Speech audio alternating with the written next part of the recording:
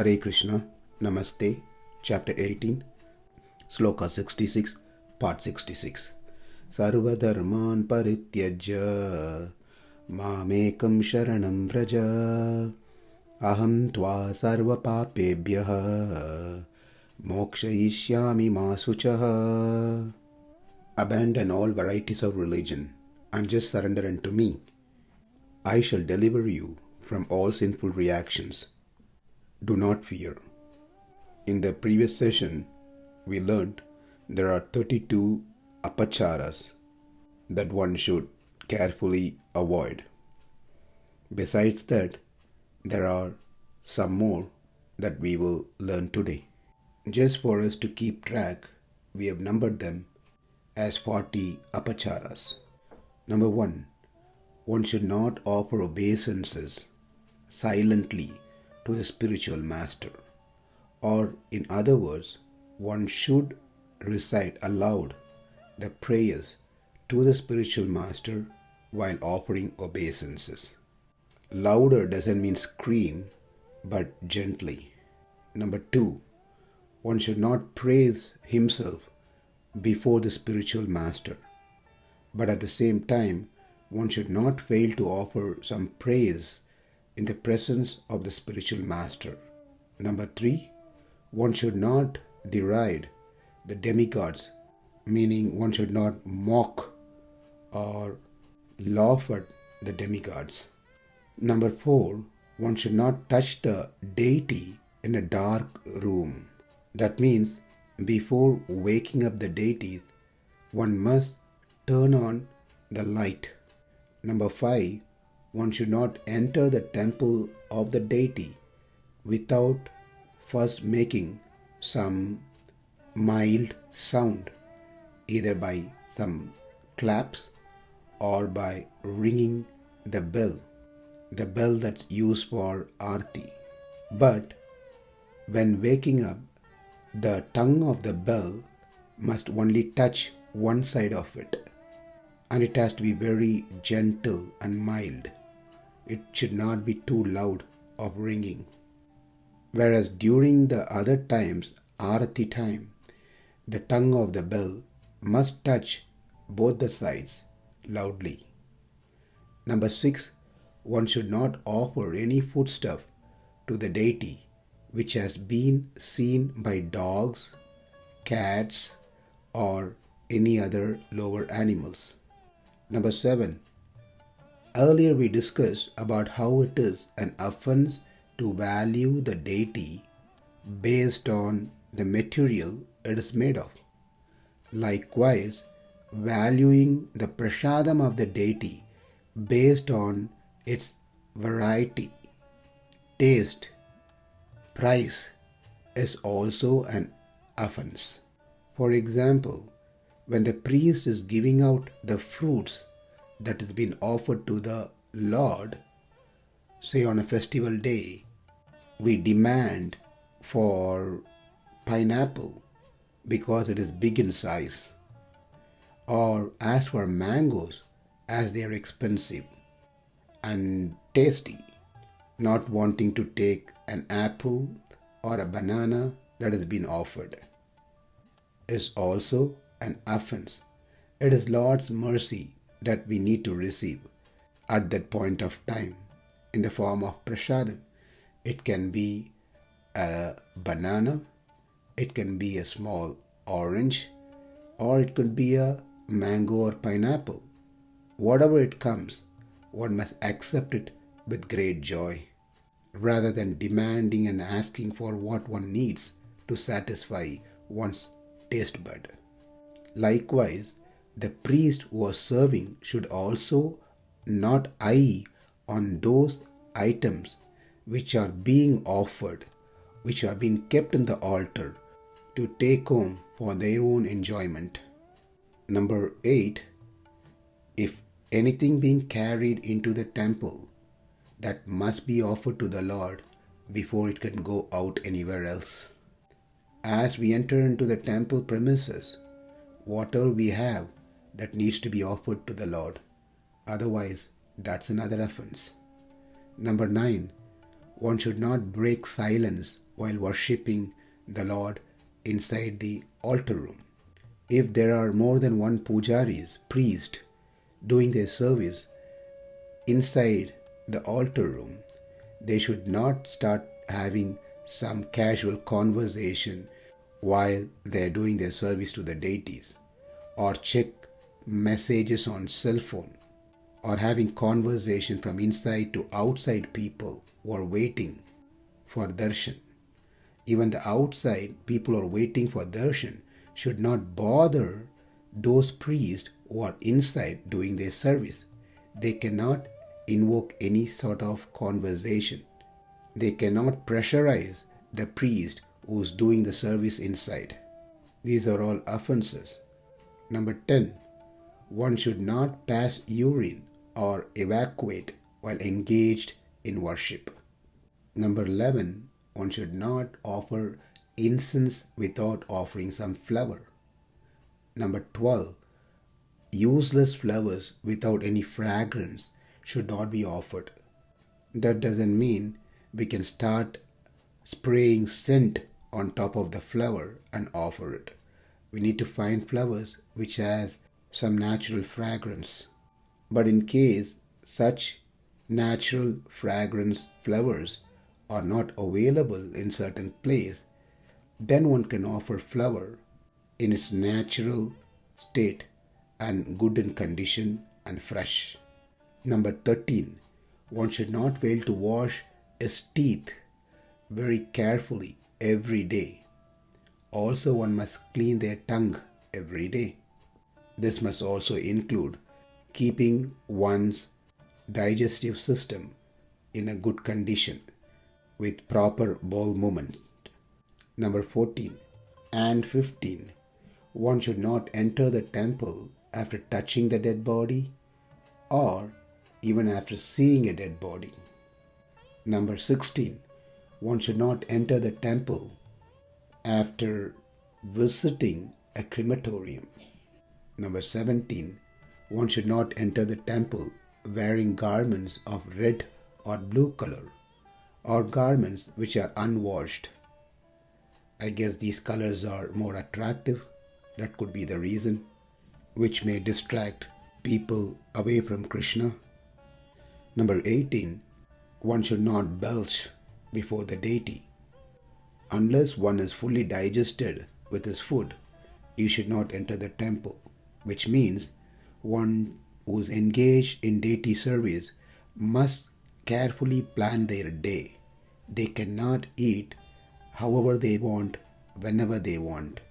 After eating, they should have enough hours of gap for the food to digest. Eating and going straight to the altar room to do the service is going to create such situation which are considered to be offense. Number 19. One should not take any intoxication in any forms. This shouldn't be expected that one was initiated and being engaged in deity service will take intoxication. But this is re-emphasizing that particular principle. Number 20. One should not enter the deity room or touch the body of the deity after having smeared oil all over his body. 21. One should not show disrespect to a scripture teaching about the supremacy of the Lord. That is, one should not neglect or mock the spiritual discourses or any rituals that happens at the temple. 22. One should not introduce any opposing scriptures. The temple will have its standard, its school of thoughts, its philosophy, and it teaches that someone comes in trying to impose a different philosophy, introduce different scriptures. That is also an offense. They may not know it's an offense, but those who are having in charge authority of the temple should make sure such offenses are not being committed, which means the authority of the temple must also be well versed in the scripture it is not just holding a post, but the person who is in post must also have proper scriptural knowledge. 23. One should not chew betel before the deity. 24. One should not offer a flower which was kept in an unclean pot. 25. One should not worship the Lord while sitting on the bare floor. One must have some seating mat or some arrangement to sit on top of it to do the worship of the Lord. 26. One should not touch the deity before one has completely taken bath. 27. One should not decorate his forehead with 3-lined horizontal tilak. We discussed this already when we covered Pancha Samskara, that the tilak should be urdhvam, towards up. It cannot be horizontal. 28. One should not enter the temple without washing his hands and feet. 29. Skin from the fingers of part of the body, nails should never be pulled out and dropped in the temple area. Sometimes people have this habit of fidgeting their toenails or skins, keep pulling them and just dropping on the floor. Number 30. One should not spit inside the temple area. 31. Near and around the temple walls or temple, one should not pass urine, etc. Number 32. One should not step on the shadow of the Vimana Stambam, that is, the shadow of the Kopuram. Number 33. One should not put off the temple lamps. 34. One should not smell the flowers or garlands that to be offered to the Lord. 35. One should not take shower after returning from the temple. The purpose of going to the temple is to purify oneself. So coming back and taking bath defeats the purpose. One doesn't have to take bath before entering into Ganges, because Ganges is pure by itself and it has the power of purifying those who bathe in it. Likewise, the purpose of going to temple is also to purify our consciousness. If we come back and take shower again, that means we are conveying the message that we were contaminated by going to the temple, therefore I have to come back and take shower. That is an offense. Number 36. After honoring Lord's Tirtham, one should not do achamanam, thinking one has been contaminated. If one does so, then it is an offense. 37. One should not ignore the senior Vaishnavas and give importance to some VIPs. Number 38. One should not go to the temple leaving oil in their head without being washed off. 39. One should not touch a woman during her menstrual period. This has nothing to do with discrimination. This is for the good of women and men as well. And number 40. One should not enter the temple directly after having union with their spouse. That completes the additional 40 offenses that comes under the Bhagavat Apachara. Besides this, there are 10 major offenses against the holy name. We would like to include that as well to make this subject of offense to be complete. Number 1. To blaspheme the devotees who have dedicated their lives for propagating the holy name of the Lord. Number 2. To consider the names of demigods like Lord Shiva or Lord Brahma to be equal to or independent of the name of Lord Vishnu. Number 3. To disobey the orders of the spiritual master. Number 4. To blaspheme the Vedic literature or literature in pursuance of the Vedic version. Number 5. to consider the glories of chanting Hare Krishna to be imagination. Number 6, to give some interpretation on the holy name of the Lord. Number 7, to commit sinful activities on the strength of the holy name of the Lord. Number 8, to consider the chanting of Hare Krishna one of the auspicious ritualistic activities offered in the Vedas as fruitive activities, karma kanda. Number 9, to instruct a faithless person about the glories of the holy name. And number 10, to not have complete faith in the chanting of the holy names and to maintain material attachments even after understanding so many instructions on this matter. And in addition to all this, it is also an offense to be inattentive while chanting. With that, we have covered Bhagavad Apachara. Number 1, to consider the Lord at the same level as other devatas. Number 2, considering Rama and Krishna as human beings. Number 3, to disrespect the varnashrama limits. Number 4, to value the Archa Vigraha, the deity, based on the raw materials that are used to make it. Number 5, to steal the belongings of the Lord, like the land, sandal, jewelries, money, etc.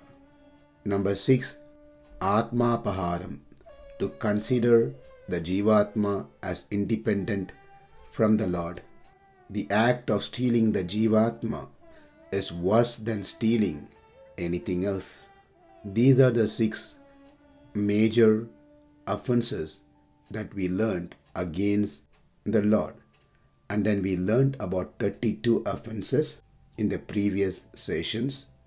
And today, in addition, we learned 40 more offenses and then 10 offenses against the holy name. At times, it is good to revisit these offenses so that it reminds us not to commit these offenses.